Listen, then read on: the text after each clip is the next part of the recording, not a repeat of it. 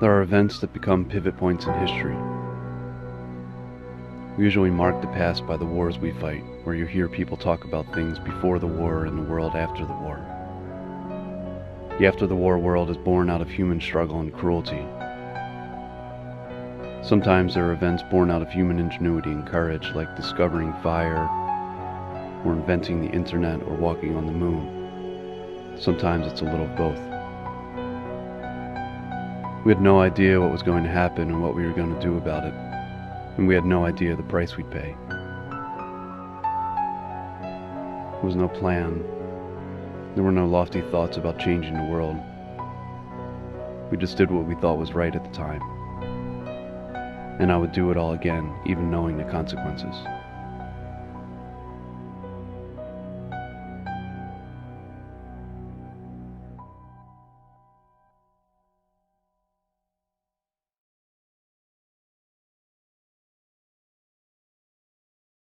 So what does she expect you to do? I'll tell you what she expects me to do. She expects me to get another job, that's what. Doing what? I don't know. It's like somehow it's my fault the economy's in the toilet. What are you gonna do? What can you do? Hey, what's that over there? What? Oh, wow. Meteor. That must be. Look how it's breaking up like that. Ladies and gentlemen, sorry to wake those of you who are sleeping, but if you look out the right side of the plane, you're guaranteed a truly spectacular sight that you'll probably never get to see again this close.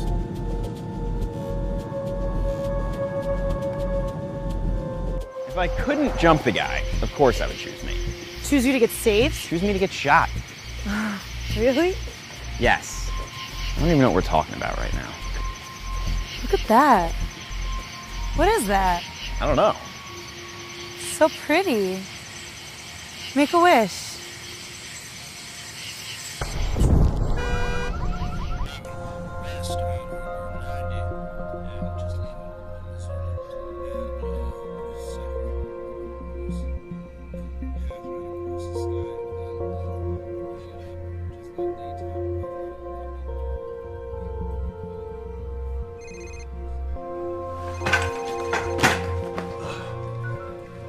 Yeah, this is Taylor.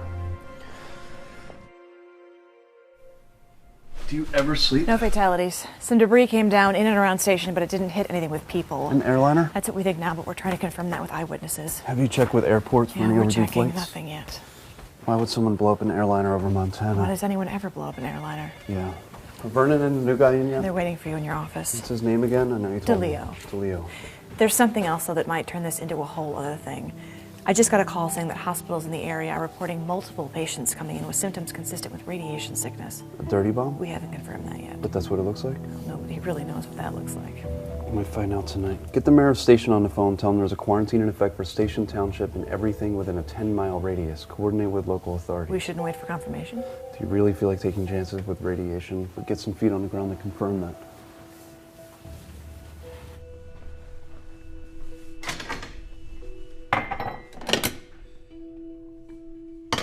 But I need you to confirm that. Sir, there are 2 positive cases of radiation sickness from 2 separate hospitals. How do you I spell just ordered that? a quarantine for Station Township and everything within a 10-mile radius. One of the cases is from a hospital 30 miles north of the station. I'm gonna need a copy of that fax to this office before I can do...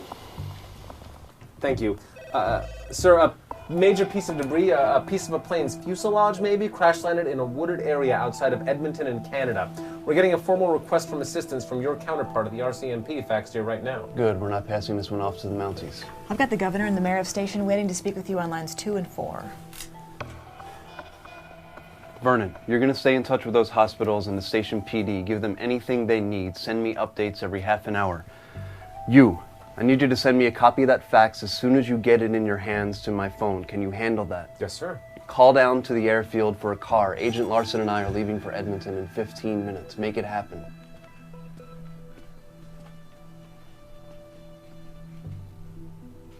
I told you his name was DeLeo. Yeah, I know. I only have so much room at this particular moment, so... You good? Yeah. You? Yeah. Why are we going to Edmonton? Because I'm not going to be the next news media punchline that screwed the pooch on a terrorism case. Stay out in front of this thing and show the country that we're actually good for something. How's that sound to you? No argument here. Good, let's do this right. Yes, sir. Lines 2 and 4. Thank you, Sophie. Mr. Mayor, this is Tom Taylor.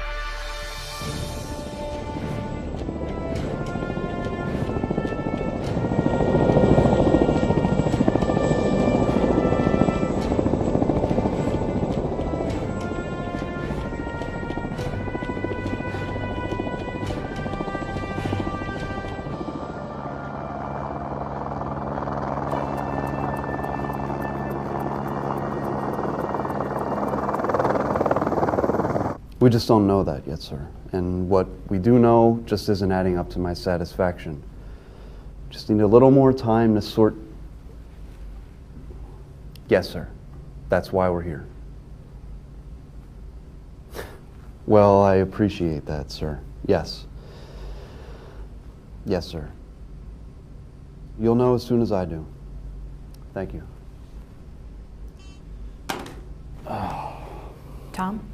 Oh, Jesus Christ. Sorry. No, it's okay. I've got the deputy secretary pressuring me to announce that we've captured a terrorist. He says it would be politically expedient to do it now before a whole debate on the definition of what constitutes an act of terror starts in the media. And I'm trying to tell him in so many words that I don't want to start counting my chickens. What? He's here.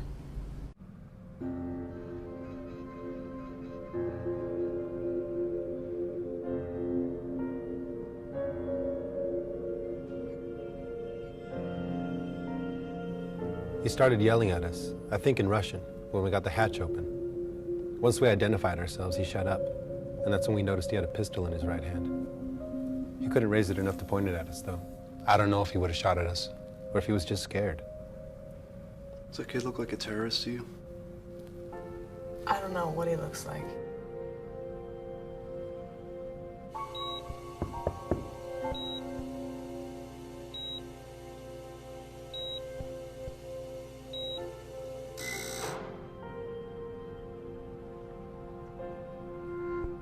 He's stable now.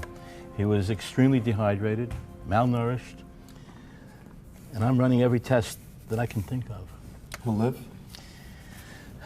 He's got a good shot. The fact that he's survived all this time under the conditions that he's been living gives me hope that he's got a chance. But he's going to need, I don't know, could be years of rehabilitation. Have you ever seen anything like this before? Frankly, no, I haven't. The only cases that come close that I know of is severe child abuse, where a child is held hostage in a room or a basement and neglected. It's like he's been living in a cave his whole life. Can he talk? He's sleeping now. He's in shock. I can't guarantee he'll make any sense when he wakes up. Let me know as soon as he does. Will do. You said he was yelling something when you found him. Do you remember what he was saying? Not really. It was something in Russian, I think. She speaks about 47 languages. Whatever you remember. Something like, identiforo something. Nakaroj vaistoronja. Nakaroj vaistoronja. Identificirovat sebia, could that have been the first part? Yes, I think so. I think that was it. Identify yourself. What about the rest? Which side are you? You said he kept repeating that? Yes, sir. Which side are you? Which side of what? That's what I heard. What does that mean? Are you sure you're translating that right? 47 languages? He was wearing this when we found him.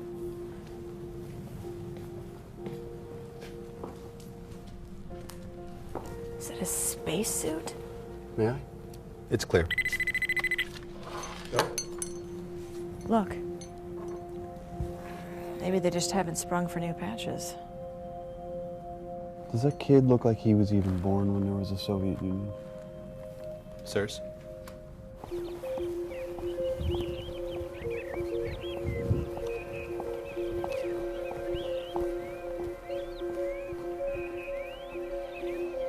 That's no airliner.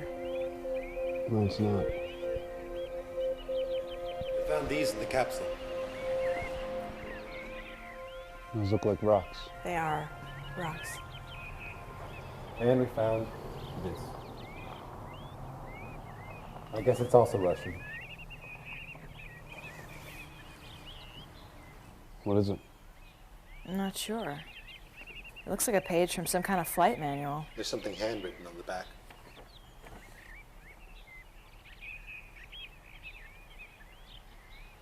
What?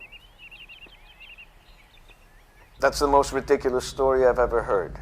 Yes, sir, we're investigating all the possibilities. It sounds more like someone got their hands on some old Soviet hardware and are using it to perpetrate an attack on the United States. An attack on Montana, sir? Maybe it went wrong, I don't know. All I know is I have sick people in hospitals and a potential public relations nightmare. We have to show we have a handle on the situation. I don't need to remind you that our record on these things hasn't been exemplary of late. With all due respect, sir, I'm not convinced we're dealing with terrorism. All we have is a sick kid, possibly a Russian national. I don't think treating him like a criminal is the best He had thing no for him. identification and piloted a craft-spreading radiation over American cities. First thing he does is pull a gun on the people who are rescuing him. Have I got that much right? Yes, sir. All those things are true. Then he's a criminal, until we have firm evidence to the contrary. Whatever the case, I want you to take the suspect to an American base immediately, and we'll... I don't think that's sort the best everything course out of there. action at this time, sir. I'd like more time to investigate before we jump to any conclusions. I'm not making suggestions, Mr. Taylor. I want you to move him as soon as you can. Yes, sir. Okay, then. We'll be in touch throughout the day.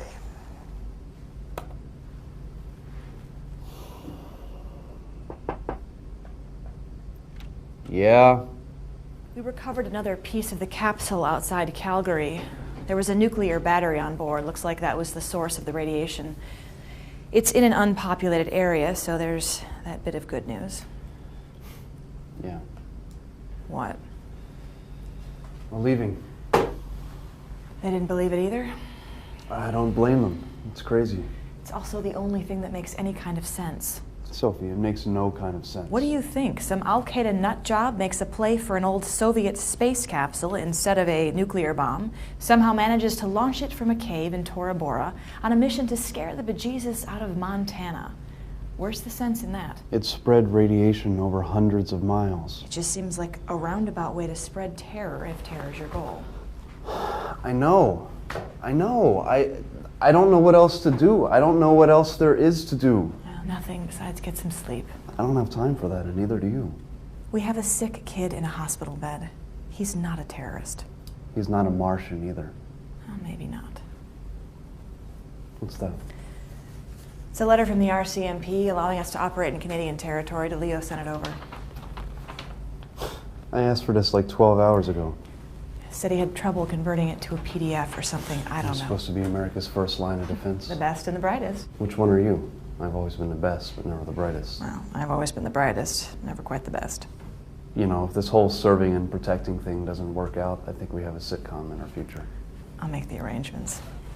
Thank you.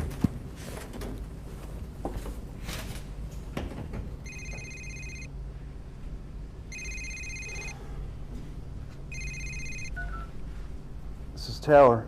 Mr. Taylor, this is Dr. Bertram. I was the physician when... Yeah, I know who you are. How's he doing? I've just gotten the preliminary blood work back, and he has cancer. Say that again? I'm no oncologist, but his body's riddled with it. I've called in an expert. Slow down, doctor. Get him ready to be moved. He's coming back with us to the States. I don't think that's a good idea. I didn't ask your opinion, and besides that, the decision's already been made. We've been granted authority to operate in this jurisdiction, and whether you like it or not, you answer to me. Do you understand that? Yes. Anything else I should know? He's developed a respiratory infection. He's not responding to treatment. If you put him on a plane, you could kill him. And this is your professional opinion? What other opinion would it be? I'm sorry. He's coming back with us. He'll receive treatment in the States. Get ready to move him. Yes, sir.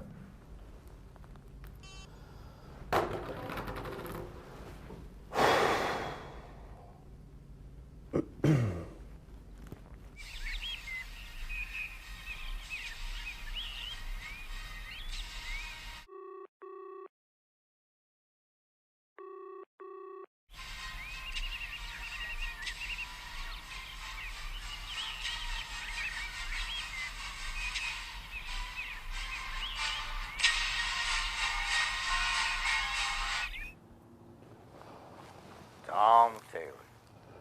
How'd you know it was me? Got caller ID like the rest of the world. I'm not interrupting anything, am I? No, just about to play my round of golf. Like I did yesterday, like I probably will tomorrow. Sounds like the life you always wanted. It's not. Yeah. Sorry I didn't make it to that dinner I read about in the paper. Congratulations. Thank you. That's not why you called. Yeah. No. Messy business up there. Please, tell me you haven't called for a pep talk? Yeah, not exactly. Then what? I got golf to play. Yeah. Well, this may seem a little strange, but I need your insight on something. My insight? Yeah. Just how crazy were the Soviets? I mean, just how crazy were they? You know. You were there. I was a kid. I wasn't on the front lines like you. Well.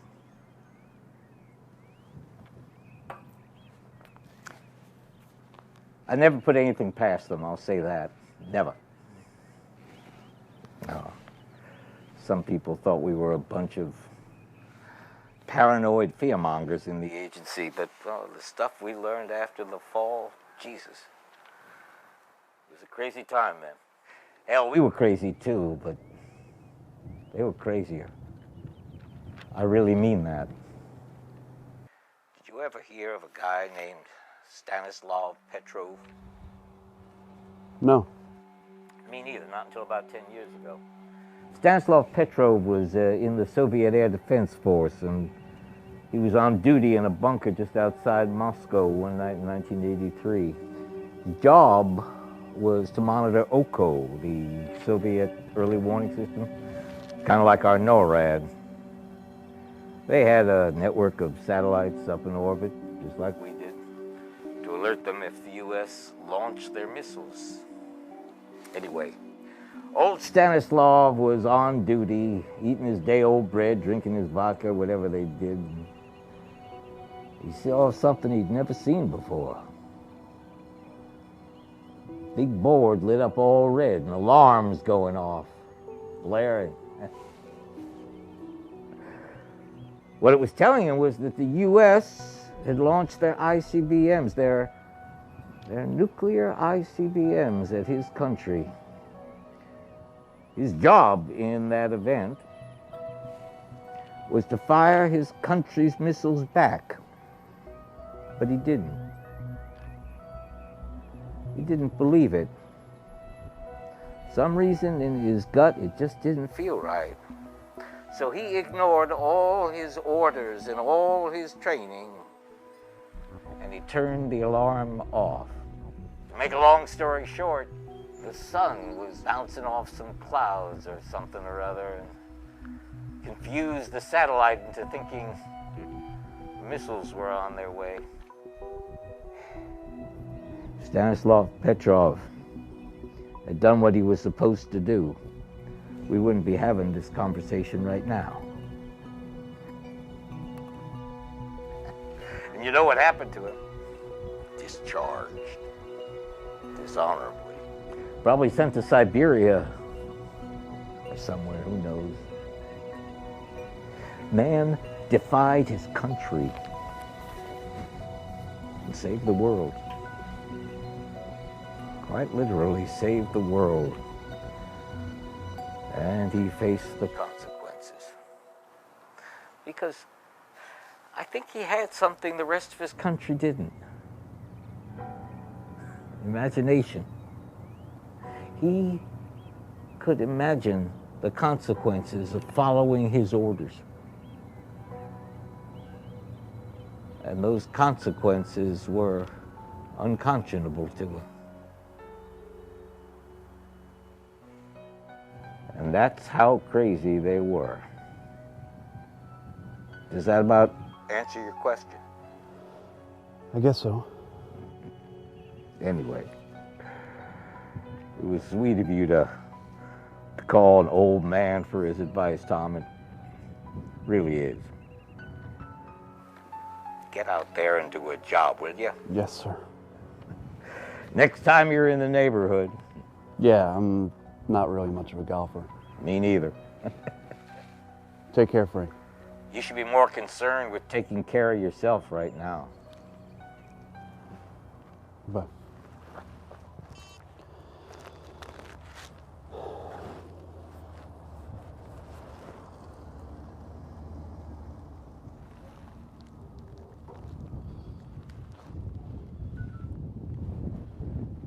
Get our people up here.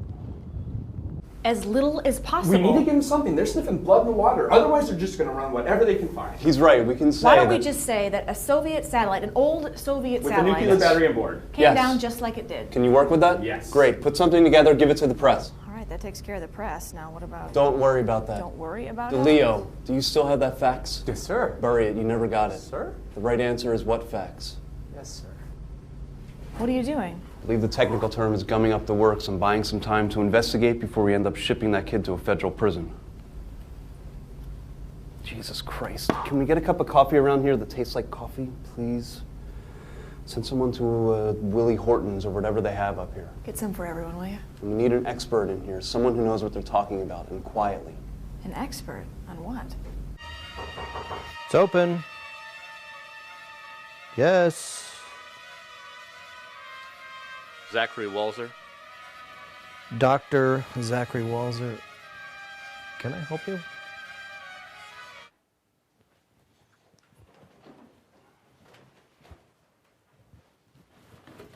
Dr. Walzer.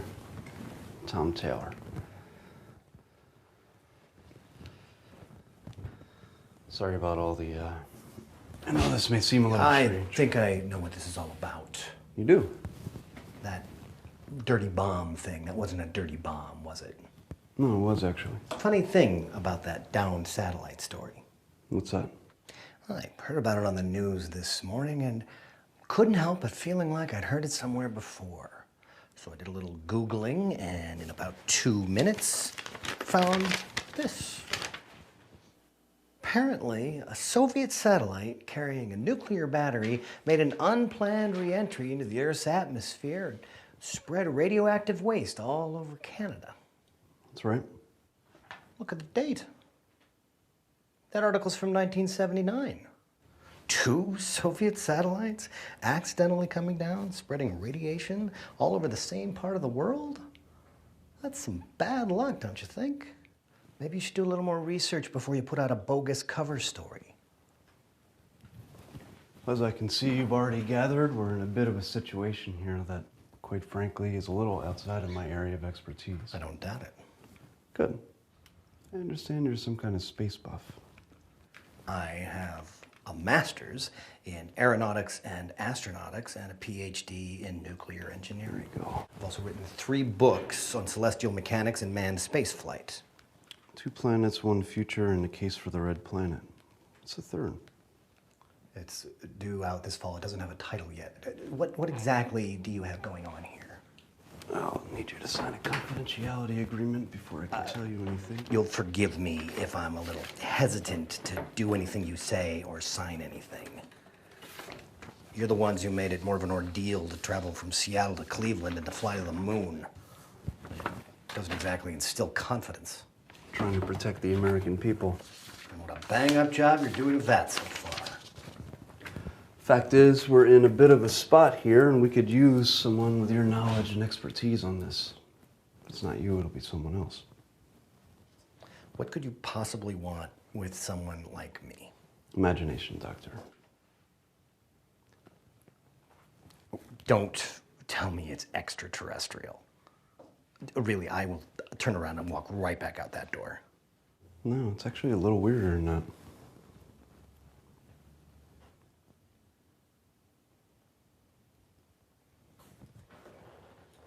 Theoretically, is it possible for someone to survive on Mars? Absolutely.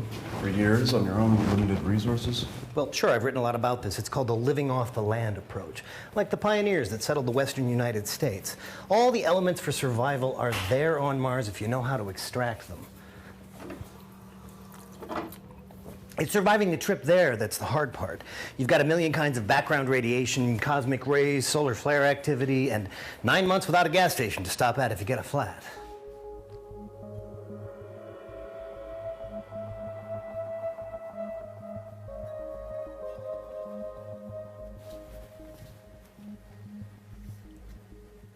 What's happened to this man?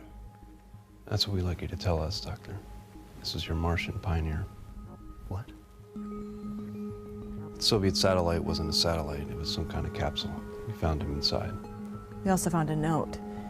If it's to be believed, it was written by a Soviet cosmonaut who claims to have been living on Mars since the mid-'80s. According to the note, this is their child. Wait, slow down, hang on. You're really saying seriously that this man has been to Mars? We're saying he was born there. How is that possible? That's what we'd like you to tell us.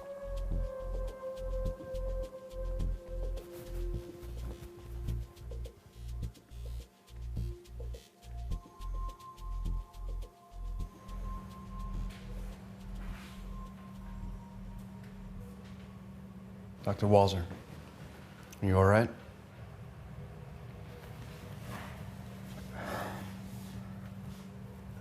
Do you know what this means? I know, it's a little insane. It's incredible if it's true. I've spent my whole life making the case for the human exploration of Mars, Mr. Taylor.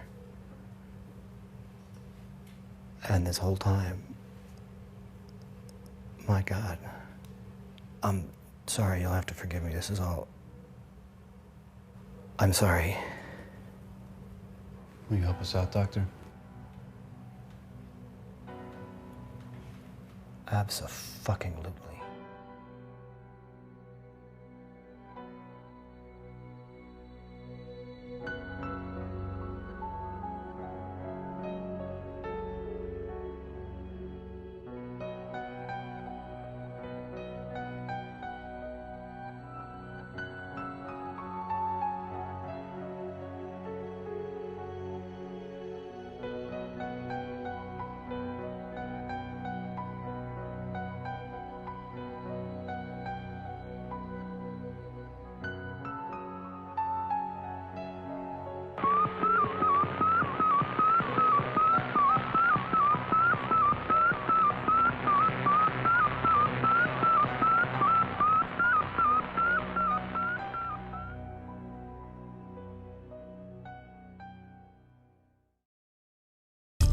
He's dying. Cancer? Cancer is the least of his problems. He's having a reaction to something. They can't figure out what. You're the Mars guy, aren't you? They've got the Mars story.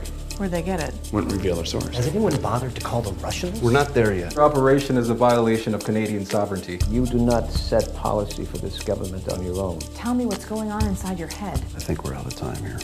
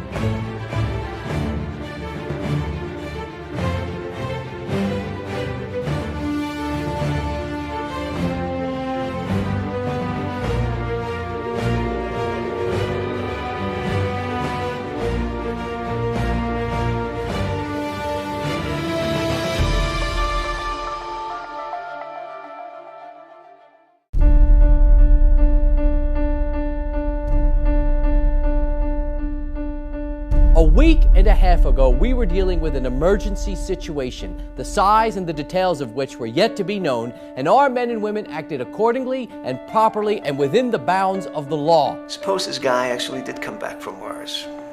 How do we cover ourselves? There was a request made to our Montana office, and our agents responded to it. The Canadian government is behaving responsibly, the way it should when lives are at risk. So the bad news is that we have a leak, and the good news is that nobody believes the real story is real. Correct. This is a strange day. When things fall out of the sky, they don't care about borders or sovereignty. The danger is indiscriminate. And it is precisely because of the relationship between Canada and the United States that we were able to respond as quickly and effectively as we did.